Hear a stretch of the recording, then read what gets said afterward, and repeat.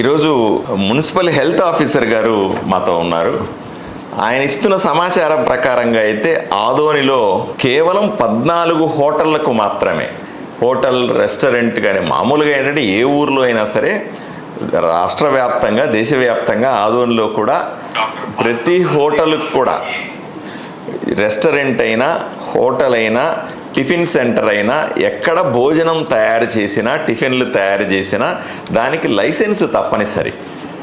ఇప్పుడు ఈయన వచ్చి చెప్తున్నారు నాకేంటంటే కేవలం 14 హోటళ్లకు మాత్రమే, 14 రెస్టారెంట్లకు టిఫిన్ సెంటర్లకు మాత్రమే మొత్తం కలిపి లైసెన్స్ ఉందండి, మిగతా వాళ్ళకి ఎవరికి లైసెన్స్ లేదు. ఆదోనిలో వందల సంఖ్యలో ఈ రకమైన భోజనం తయారు చేసే సెంటర్లు ఉన్నాయి, భోజనం సప్లై చేస్తూ ఉన్నారు.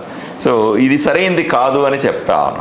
రెండవది ఏంటి, దాంతోపాటుగా FSSCI అంటే భోజనం కోసం కొన్ని భోజనం తయారు చేసే వాళ్ళకి సేఫ్టీ మెషర్స్ కోసం కొంత సర్టిఫికెట్లు తప్పనిసరిగా వీళ్ళకు ఉండాలి. దీన్ని ఏమంటారంటే food safety and quality of India standards అంటారు.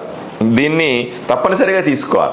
ఎవరైనా సరే టిఫిన్ సెంటర్ పెట్టేటప్పుడు, ఎవరైనా హోటల్ పెట్టేటప్పుడు ఒక నెల ముందుగానే ఇది అప్లై చేసి వచ్చి పర్మిషన్ వచ్చిన తర్వాతనే రెస్టారెంట్ ఓపెన్ చేయాలి.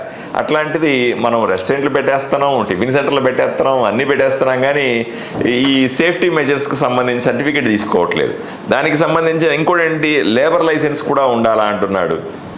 అంటే మీ దగ్గర పనిచేసేటువంటి ఉద్యోగస్తులకు సంబంధించి లైసెన్స్ కూడా మీరు అప్లై చేసి ఉండాలి. అంటే 3 అంశాలు, మున్సిపాలిటీ దగ్గర నుంచి ట్రేడ్ లైసెన్స్ ఉండాలా, అలాగే FSSAI సర్టిఫికెట్ ఉండాలా, లేబర్ లైసెన్స్ ఉండాలి. ఈ 3 ఉంటేనే మనం టిఫిన్ సెంటర్ కానీ రెస్టారెంట్ కానీ లేకపోతే భోజనాలను పెట్టే ప్లేస్ కానీ లేదా మెస్ కానీ లేదా రెస్టారెంట్ కానీ నడపగలుగుతాం. ఇవి లేకుండా నడిపితే చట్ట ప్రకారంగా నేరం అవుతుంది. నేను దయచేసి ఈయన వచ్చి వెంటనే సార్ మనం ఇలా చేయకుండా చేద్దామండి అంటే మొదట వీళ్ళందరికీ కూడా కొంత అవేర్నెస్ ఇద్దామండి అని ఈ వీడియోని తయారు చేస్తా ఉన్నా. నేను రిక్వెస్ట్ చేస్తా ఉన్నా, ఆదోనిలో ఉన్నటువంటి అన్ని టిఫిన్ సెంటర్లు, భోజనం పెట్టే సెంటర్లు, మెస్సులు, హోటల్స్, రెస్టారెంట్లు అన్నింటికి నేను రిక్వెస్ట్ చేస్తాను, దయచేసి వెంటనే మీరు దీన్ని అప్లై చేసుకోండి. లేకపోతే మీ మీద వచ్చి దాడులు చేసినప్పుడు లేకపోతే మీ మీద వచ్చేసి మీ రెస్టారెంట్ని సీజ్ చేసినప్పుడు ఇబ్బంది పడతారు. ఎందుకంటే పెద్ద పెద్ద పెనాల్టీలు వస్తాయి. ఎందుకంటే ఆదోని ప్రజలకు మంచి భోజనాన్ని వండి పెడదామని మీ ఆలోచన, అది నాకు చాలా సంతోషమే. కానీ కొంతమంది ఏం చేస్తూ ఉన్నారు, కుళ్ళిపోయిన ఆహార పదార్థాలని వండి పెడతా ఉన్నారు.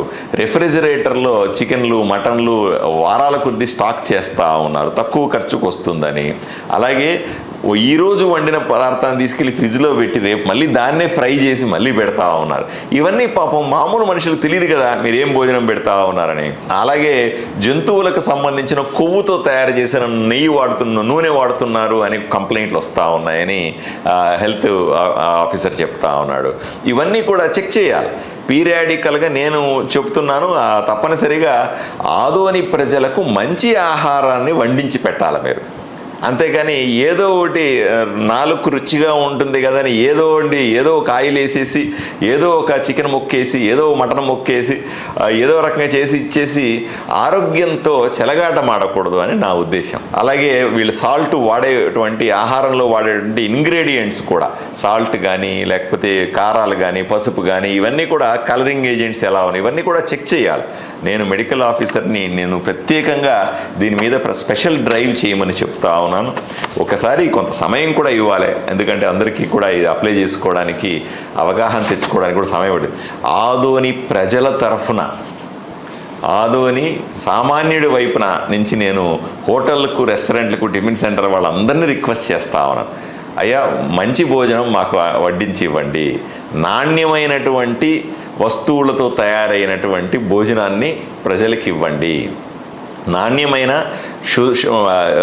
ఫ్రెష్గా ఉన్నటువంటి తాజా కాయగూరలు, తాజా చికెను మటను, తాజా ఫిష్తో చేసినటువంటి భోజనాలు మాకు ఇవ్వండి. అంతే తప్ప పాడైపోయిన వస్తువులతో భోజనాలు తయారు చేయదండి. దానికి పూర్తి స్థాయి విజిలెన్స్ కూడా ఏర్పాటు చేస్తున్నానని చెప్తున్నాడు మెడికల్ ఆఫీసర్ గారు. సో దయచేసి ఈ విషయాన్ని గుర్తుపెట్టుకోవాలని, వెంటనే ఈ 3 పర్మిషన్లు ట్రేడ్ లైసెన్స్ కానీ FSSAI కానీ అలాగే లేబర్ లైసెన్స్ వెంటనే అప్లై చేయండి. తర్వాత ఎవరైనా ఇబ్బంది పెడితే మీరు ఇబ్బంది పడకూడదు కూడా, అందువల్ల ముందుగా చెప్తున్నాను.